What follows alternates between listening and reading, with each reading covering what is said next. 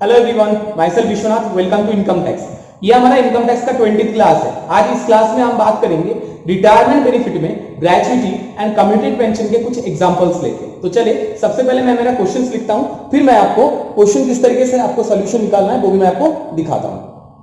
तो देखो, आपके सामने एक छोटा सा क्वेश्चन दिया गया है। Mister Ram, employ of ABC limited, received 18 lakh as gratuity under Gratuity Payment Act 1972 after rendering service of 35 years 6 months and 1 day of service। मतलब 35 साल 6 महीना 1 दिन काम किया था। चलो ठीक है। इस last down salary was 65,000 per month, जिसमें बेसिक 45,000, डीए बोल रखा है 20,000। तो कंप्यूट करना है कि टैक्सेबल ग्रेच्युटी कितना है। कैसे कैलकुलेट करेंगे, हमें उसी को लेके बात करनी है। ठीक है, सबसे ऊपर लिख देते हैं वही SSC name, mister Ram. Computation किसका कर रहे हैं आप?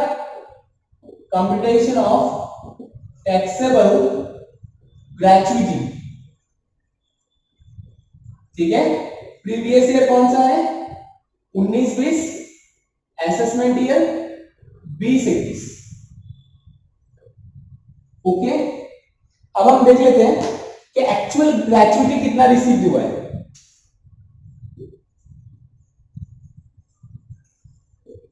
एक्चुअल ग्रेच्युटी रिसीव हुआ है कितना? 18 लाख है कि नहीं? इसमें से क्या होगा? लेस एग्जेम्पशन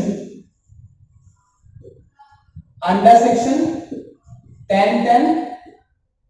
ठीक है, क्या मिलेगा? List of the following, list of the following is exempted. अब लिस्ट ऑफ द फॉलोइंग में क्या क्या आता है आपको अच्छी तरीके से पता है। ए फॉर एक्चुअल अमाउंट कितना मिल रखा है? 18 लाख। बी हमारा मैक्सिमम अमाउंट कितना मिला है, कितना मिल सकता है मैक्सिमम? 20 लाख। सी हमारा कंप्यूटेशन, कंप्यूटेशन ग्रेच्युटी एक्ट के हिसाब से है तो कैसे होगा? 15/26, 15 अपन में 26, क्योंकि मैंने आपको बताया था ग्रेच्युटी में महीना कितने दिन में काउंटिंग होता है? 26 डेज में। इसमें 15 दिन का सैलरी इसको मिलेगा। और सैलरी मतलब कौन सा? लास्ट मंथ सैलरी कितना है? 65,000। मल्टीप्लाई कर दो number of completed year of service. कितना ईयर सर्विस कंप्लीट किया है? 35 साल 6 महीना 1 दिन, यानी क्या होगा? 36 हो जाएगा। अब 36 से मल्टीप्लाई करके देख लो कितना वैल्यू आपका निकल रहा है।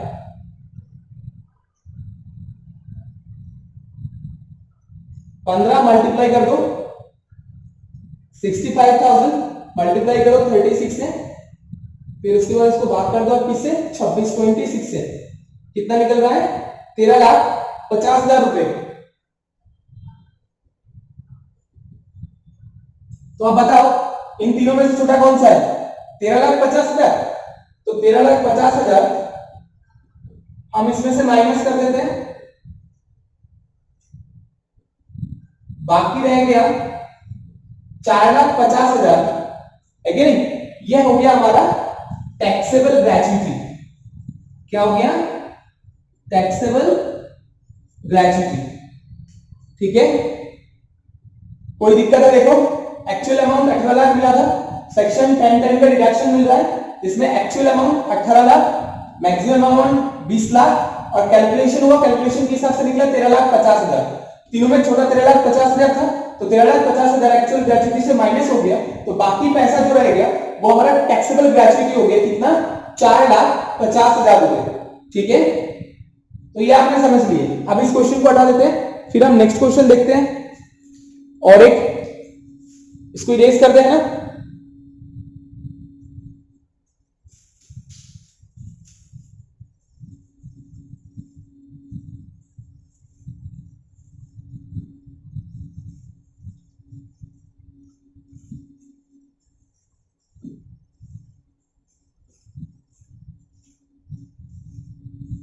चलो अब हम एक नेक्स्ट क्वेश्चन लिख लेते हैं। तो यहां पर आपके लिए एक छोटा सा और एक क्वेश्चन दिया है कि Mrs Uma receive gratuity rupees 15 lakh not covered under gratuity act 1972 after rendering service 35 years 11 month. 35 साल 11 महीने काम करने के बाद रिटायरमेंट हुआ उनका। ठीक है। रिटायरमेंट हुआ है कब? 30 सितंबर 2020 को।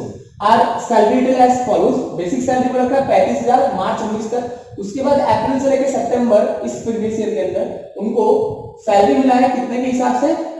उनको सैलरी मिला है 40,000 के हिसाब से, ठीक है। डीए जो है वो 50% ऑफ बेसिक है, इसमें से 40% रिटायरमेंट बेनिफिट में। कमीशन 1% है सर, इस साल में 25 लाख का सेल हुआ था सितंबर तक, उनका 1% उसको कमीशन के रूप में मिला है। और प्रीवियस ईयर में हाफ में, मतलब आपका अक्टूबर से लेके आपका मार्च तक जो यहाँ पर सेल हुआ है वो दिखा रखा है 30 लाख रुपए, 30 लाख का 1% कमीशन उनको मिला है। अब आपको बोला गया है कि टैक्सेबल ग्रेच्युटी आपको निकालना है, कैसे आप कंप्यूट करेंगे? तो चले हम स्टार्ट करते हैं टैक्सेबल ग्रेच्युटी कंप्यूटेशन इनकम। बाकी डिटेल तो आपको पता ही है। एक्चुअल ग्रेच्युटी रिसीव्ड कितना है? 15 लाख है ना, less list of the following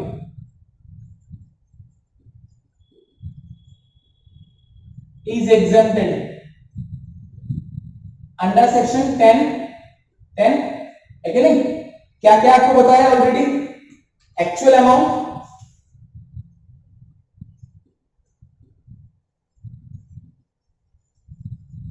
कितना है?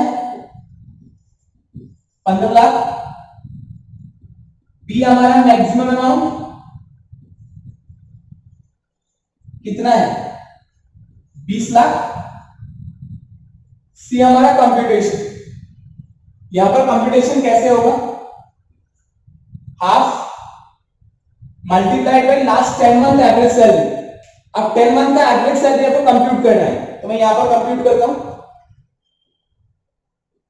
Computation of 10 month average salary और द पर्पस ऑफ ग्रेच्युटी है ना, तो बेसिक पहले ले लेते हैं। देखो अप्रैल से लेके सितंबर, यानी अप्रैल, मई, जून, जुलाई, अगस्त, सितंबर, 6 महीने यहां पर। तो चलो 6 महीने यहां पर और पिछले का 4, यानी 35,000 इंटू 4 प्लस 40,000 इंटू 6, 10 महीने का सैलरी निकल जाएगा यहां पर। डीए हम इसका निकाल लेंगे। पहले देखो बेसिक कितना निकल रहा है इसका?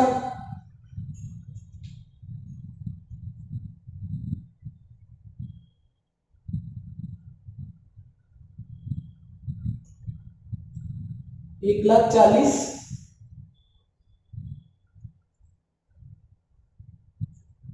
2,40,000, यानी हो गया 3,80,000 ना। ये हमारा बेसिक सैलरी निकल गया। डी है, डीए मेरा कितना होगा? इस 3,80,000 का 50% तो डीए है और उसका 40% रिटायरमेंट बेनिफिट है। तो चलो 3,80,000 का पहले 50% निकाल लेते हैं, फिर उसका हम 40% निकाल लेंगे तो निकल जाएगा। तो इसका हम कर लेते हैं 50%, 1,90,000 निकल रहा है कि नहीं? तो 1,90,000 का हमें 40% चाहिए, कितना होता है? 76,76,000। तो ये हमारा डीए आ गया। अब कमीशन भी जुड़ेगा। कमीशन का कैलकुलेशन ध्यान से समझना। 6 महीने का तो 25 लाख के ऊपर 1% है, 25 लाख के ऊपर हमारा 1% है 6 महीने का, ठीक है, ठीक है। और दूसरा ये तो हो गया 25,000 इस साल का, और बाकी जो है 30 लाख जो है वो पिछले साल में है, बट 30 लाख 6 महीने के लिए बोल रखा है। तो हम कर लेते हैं पहले इसको, 30 लाख भाग 6 हमें चाहिए 4 महीने के लिए, इसका 1% और इसके साथ प्लस करेंगे इस साल का। इस साल का कितना है? 25 लाख, उसका 1% है कि नहीं? दोनों को जोड़ देंगे तो हमारा कमीशन निकल जाएगा। 30 लाख का 6 से भाग करते तो मतलब 5 लाख हो गया, 5 × 4 20 लाख हो गया, है ना। 20 लाख का 1% यानी 20,000 और 25 लाख का 1% यानी 25,000, 20 और 25 45,000 हमारा कमीशन निकल गया। अब तीनों को जोड़ दो तो 10 महीने के टोटल सैलरी निकल जाएगा। कितना हो रहा है? 3,80,000 और 76,000।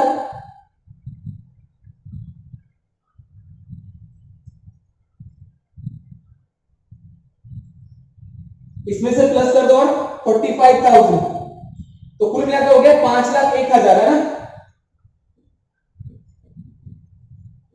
ठीक है, ये 10 मंथ्स का सैलरी है, 10 months total salary. Therefore 10 months का एवरेज सैलरी कितना होगा?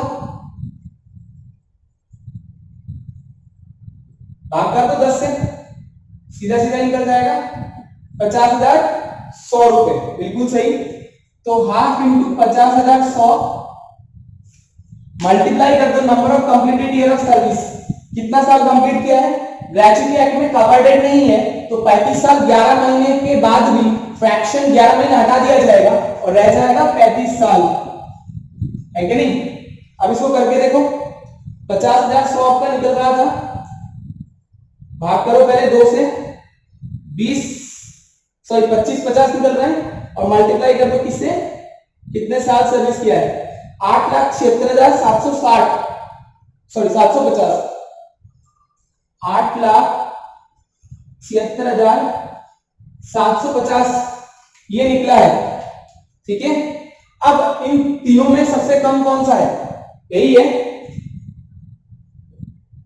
यानी 8,76,750 है।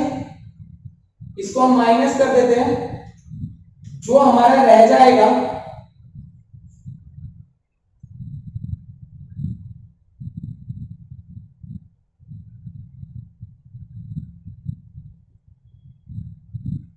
6,23,250, ये हमारा टैक्सेबल ग्रेचुइटी बन जाएगा। ठीक है, 6,23,250 मेरे टैक्सेबल ग्रेचुइटी निकल गया। देख लो आप लोग एक बार दोबारा से क्वेश्चन को। एक्चुअल ग्रेचुइटी रिसीव 15 लाख हुआ था। List of the following exempted है, क्या क्या बताया गया था? पहला था एक्चुअल अमाउंट वही 15 लाख, दूसरा मैक्सिमम अमाउंट 20 लाख, तीसरा हमारा कंप्यूटेशन हुआ था 10 मंथ का एवरेज सैलरी के ऊपर बेस करके। 10 मंथ का एवरेज सैलरी हमने कैसे निकाले? बेसिक सैलरी ले लिए 10 महीने का, डीए ले लिए 10 महीने का, कमीशन भी हमने ले लिए 10 महीने का। पहला ये जो कमीशन है वो इस साल का है और प्रीवियस ईयर का देखो दिखा रखा है हाफ ईयर का 30 लाख का सेल हुआ था, तो इसमें से हमने 4 महीने का सेल का 1% कमीशन हमने ले लिए थे और जो इस साल का सेल है उसका 1% कमीशन लेके ये देखो टोटल 45,000 कमीशन निकल गया था। ये 10 महीने का टोटल सैलरी था 5,01,000 रुपए। 10 से भाग कर दिया तो सीधी सी बात 10 महीने का एवरेज सैलरी निकल गया 50,100 रुपए। तो 50,100 रुपए के हिसाब से देखो यहाँ पर 35 साल का हाफ मंथ सैलरी के हिसाब से 8,76,750 रुपए निकला था। सबसे मिनिमम जो है मतलब एग्जेम्प्टेड है 10-10 के हिसाब से, तो टैक्सेबल निकल गया कितना? 6,23,250 रुपए। ठीक है, ये हो गया हमारा ग्रेचुइटी का दोनों टाइप का क्वेश्चन। यानी अगर ग्रेचुइटी एक्ट में कवर्डेड हुआ तो क्या होगा वो भी हमने देख लिए, ग्रेचुइटी एक्ट में कवर्डेड नहीं होगा तो भी कैसे होगा वो भी हमने देख लिए। दोनों में हमें कोई दिक्कत नहीं है, तो इसको हम इरेज कर देते हैं। नेक्स्ट हम कम्यूटेड पेंशन का एक क्वेश्चन देखेंगे।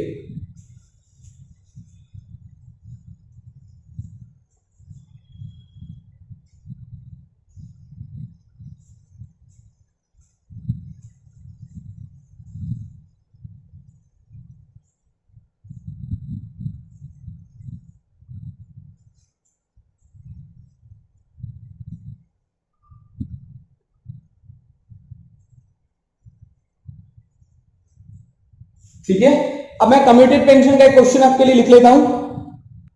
यह एक बहुत बढ़िया क्वेश्चन आपके लिए दिया है। Mister Kamalkant retires from x limited on 31/10/2017। चलो बढ़िया है। ही गेट पेंशन ₹30,000 पर मंथ, 30,000 रुपए पर मंथ के हिसाब से उनको पेंशन मिल रहा था। ऑन 1/11/2019 यानी 1 नवंबर 2019 को ही commuted his 60% of his pension for ₹15 lakh में बेच दिया। He was not received any gratuity, कोई ग्रेचुइटी वो रिसीव नहीं कर रहे थे। अब बताओ इसका टैक्सेबल सैलरी कितना होगा, कैसे कंप्यूट करोगे?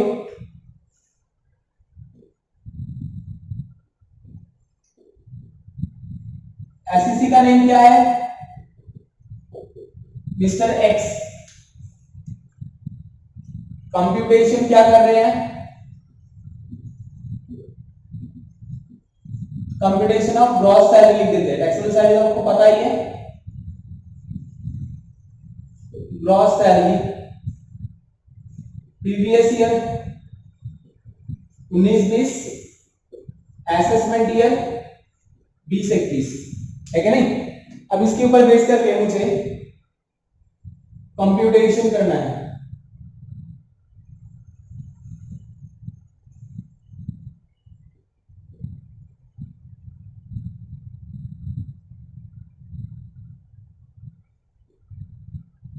ठीक है, अब देखो सबसे पहले इनका पेंशन कितना इनकम हुआ है प्रीवियस ईयर में, वो देख लेते हैं। पेंशन 30,000 के हिसाब से कब तक? नवंबर तक, है ना, सॉरी अक्टूबर तक, है कि नहीं? क्योंकि 1/11 का तो उन्होंने बेच ही दिया। ठीक है, तो अप्रैल, मई, जून, जुलाई, अगस्त, सितंबर, अक्टूबर, है ना, नवंबर में उन्होंने बेच दिया, तो ये 9 महीने का उनको पेंशन तो पूरा हिसाब से मिला है। ठीक है, कितना हो गया? 2,70,000। और इसके बाद इन्होंने अपना 60% बेच दिया, तो 60% बेच दिया तो रह गया कितना? 40%। 30,000 का 40% यानी 12,000। 12,000 के हिसाब से बाकी 3 महीने में क्या होगा? 36,000। तो पेंशन कितना टैक्सेबल हो गया? 3,06,000, है कि नहीं? ये हमारा पेंशन टैक्सेबिलिटी निकल गया। चलो अब इसके बाद हम कम्यूटेड पेंशन को देखते हैं।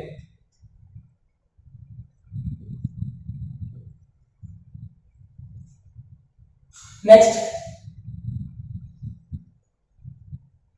कम्यूटेड पेंशन रिसिप्ट कितना रिसीव हुआ है? कम्प्यूट करके 15 लाख रुपए रिसीव हुआ है। इसमें से लेस करेंगे एग्जामिशन अंडर सेक्शन 1010A, कितना बोला गया था? अगर ग्रेजुइटी नहीं मिल रहा है तो half of the full value of the commuted pension.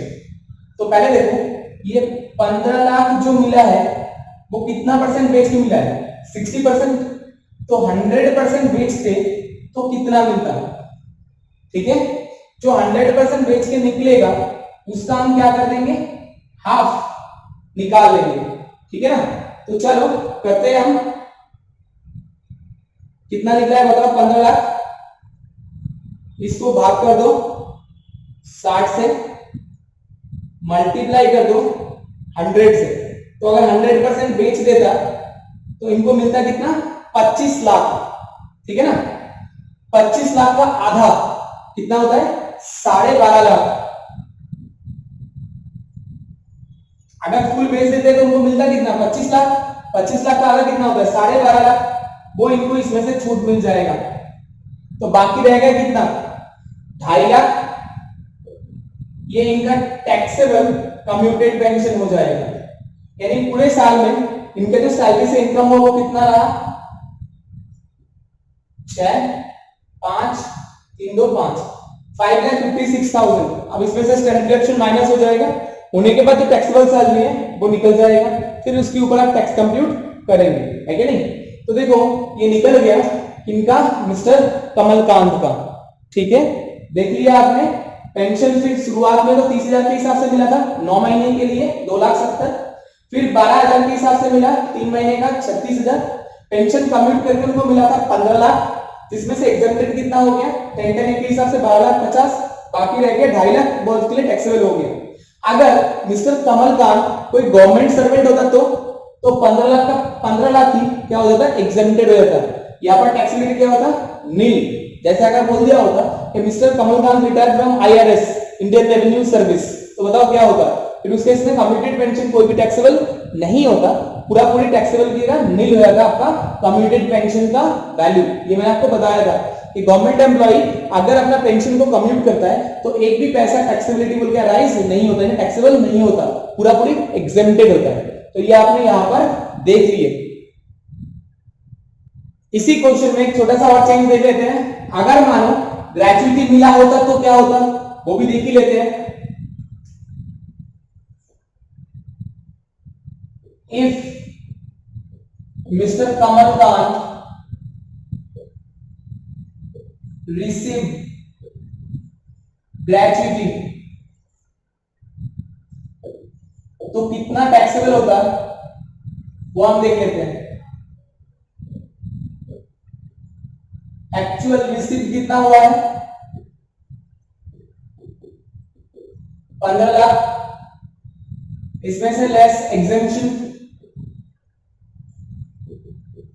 Under section 10(10)A में कितना एग्जेम्पशन होगा बताओ, 15 लाख 60% बेच के मिला है, 100% बेच के तो कितना मिलता, 25 लाख निकला था ना। इसका कितना 1/3 यानी 25 लाख का 1/3 अगर ग्रेचुइटी मिला होता तो 25 लाख का 1/3 कितना होता है बताओ, 8,33,333। तो 8,33,333 इनके लिए क्या हो जाता है, एग्जेम्प्टेड हो जाता है। बाकी जो रह जाता वो आपके लिए क्या हो जाता है, टैक्सेबल, यानी 6,66,667 ये हमारा क्या होता है, टैक्सेबल कम्यूटेड पेंशन निकल जाता। ठीक है, कोई प्रॉब्लम यहां तक शायद आपको कोई दिक्कत नहीं है। तो आपने कम्यूटेड पेंशन के बारे में पूरा कंप्लीट डिटेल ले लिए। तो अब हम नेक्स्ट ऑप्शन लेके बात करते हैं, इसको हटा देते हैं। नेक्स्ट हम रिटायरमेंट स्कीम जो बात करेंगे वो है voluntary retirement scheme, VRS compensation. अगर किसी एम्प्लॉय को मिला है तो उसमें से कितना छूट मिलेगा। वीआरएस क्या होता है जानते हो क्या आप लोग, मैं आपको बताता हूं। जैसे साल के आखिरी में एम्प्लॉय ने सभी एम्प्लॉय को एक मीटिंग रूम में बुला के बोला कि आप में से जो रिटायरमेंट पहले अर्ली रिटायरमेंट लेना चाहते हो वो हाथ उठाओ। तो जिन्होंने हाथ उठाया उनको रिटायरमेंट देके घर भेज दिया गया, एक मुश्त में कुछ पैसा देके। उनको हम बोलते हैं वॉलंटरी रिटायरमेंट। वॉलंटरी रिटायरमेंट के अंदर कंपनी का फायदा ये है कि एक बार में कुछ पैसा दे दिया, बट वो जो बुजुर्ग हो गए, जो काम का जिनका परफॉर्मेंस कम हो गया है, उनको हटा के उनकी जगह नया एम्प्लॉय किया जा सकता है कम सैलरी में और काम भी अच्छा करेगा, है ना। इस कारण की वजह से बहुत सारे कंपनी वीआरएस स्कीम हर साल लॉन्च करते हैं, या कुछ कंपनी जब कंपनी का हालत थोड़ा ठीक ठाक नहीं रहते तब वीआरएस स्कीम लॉन्च करते हैं, वॉलंटरी रिटायरमेंट स्कीम। अब वीआरएस के अंदर किसी एम्प्लॉय को कोई अमाउंट मिला है तो उसमें से कितना एग्जेम्प्टेड है, अब मैं आपको उसके बारे में बात कर रहा हूं।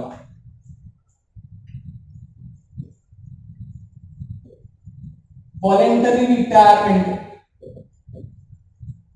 कंपेंसेशन,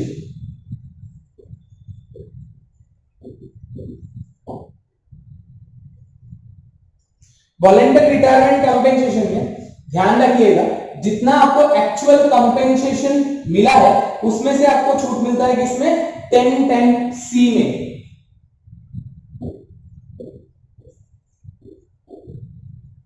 एक्चुअल वीआरसी रिसीव्ड, इसमें से लेस कर देंगे हम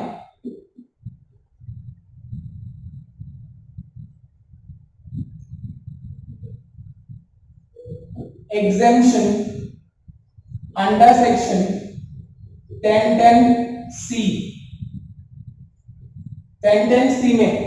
ठीक है, क्या एग्जेम्पशन बोला गया है, list of the following, list of the following is exempted. List of the following में A for actual amount and B for maximum amount and that is 5 lakh. इन दोनों में जो छोटा होगा वो इसमें से माइनस हो जाएगा, बाकी जो रह जाएगा वो उनका टैक्सेबल वीआरएस कंपेंसेशन हो जाएगा। ठीक है, देखिए आपने एक्चुअल वेरियस कंपेंसेशन जितना रिसीव हुआ उसमें से 1010 का एग्जम्पशन माइनस हो जाएगा, जिस एग्जम्पशन में क्या बोला एक्चुअल अमाउंट रिसीव और मैक्सिमम कितना 5 लाख, दोनों में से जो कम होगा वही उनको छूट मिल जाएगा और बाकी पैसा क्या हो जाएगा टैक्सेबल हो जाएगा। अब हम बात करते हैं नेक्स्ट टॉपिक हमारा रिट्रेंचमेंट कंपेंसेशन होता है, तो उसमें क्या होगा, इसको इरेज कर दो, ये तो आप लोगों ने लिख लिए होंगे, चलो इरेज कर देते हैं।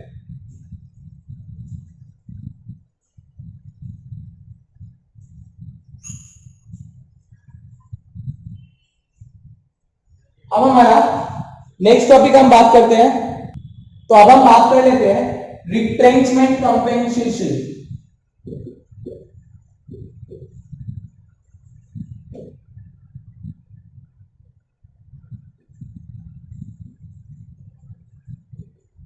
अगर रिट्रेंचमेंट कंपेंसेशन मिलता है तो उसमें से कितना एग्जम्पशन होगा वो हम बता रहे हैं।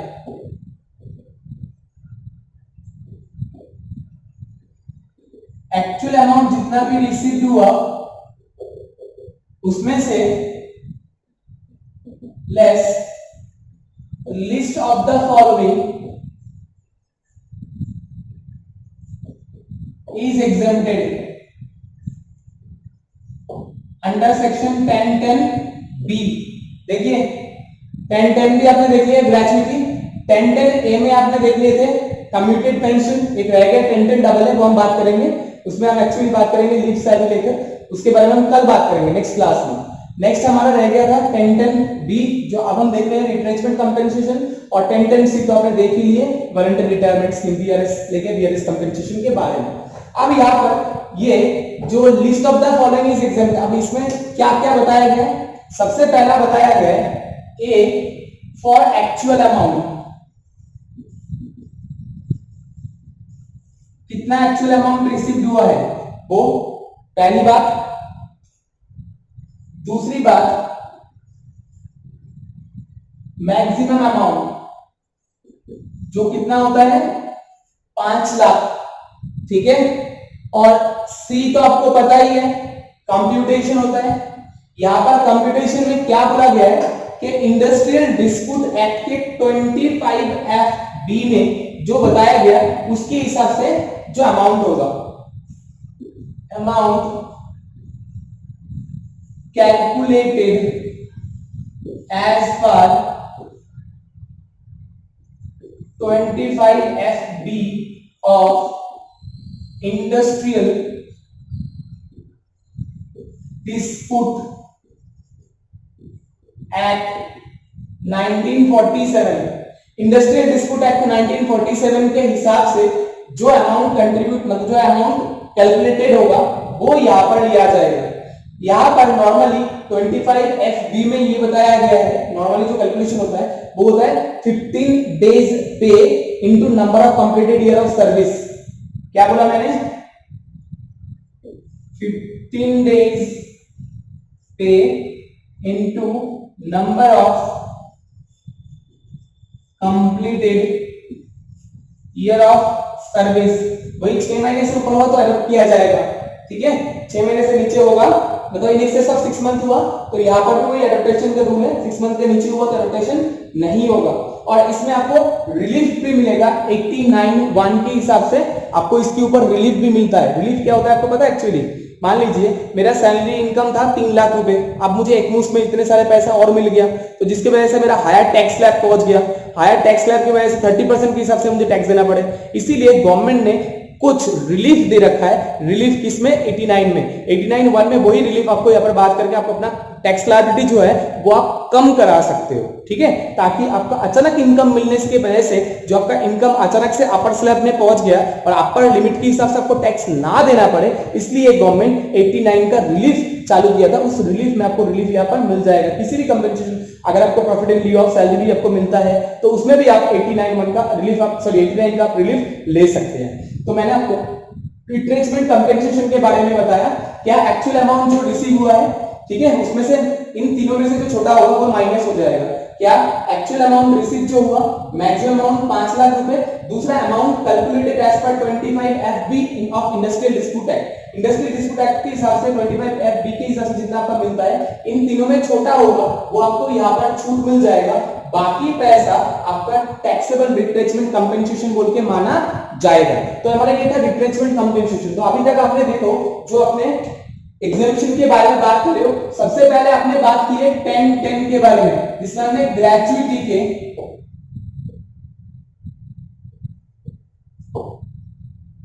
एग्जेम्पशन के बारे में बात किए थे। 10-10 ए में हमने बात की है कम्यूटेड पेंशन के बारे में। 10-10 डबल ए हम करेंगे, जिसमें हम बात करेंगे लीव एनकैशमेंट के बारे में, जो हमारा कल के क्लास में तो मेरा सैलरी चैप्टर पूरा कंप्लीट हो जाएगा। 10-10 बी में हमने देखे रिट्रेचमेंट कंपेंसेशन,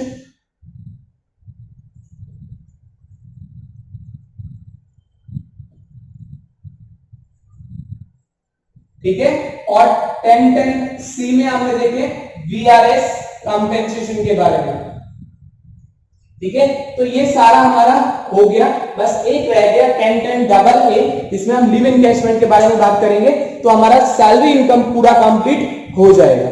अगर इसमें आप लोगों को कुछ भी कोई डाउट है या क्वेरी है, आप डाउट सेशन में इसको जरूर से क्लियर कर लीजिएगा। थैंक यू, जय हिंद। आज के लिए इतना ही।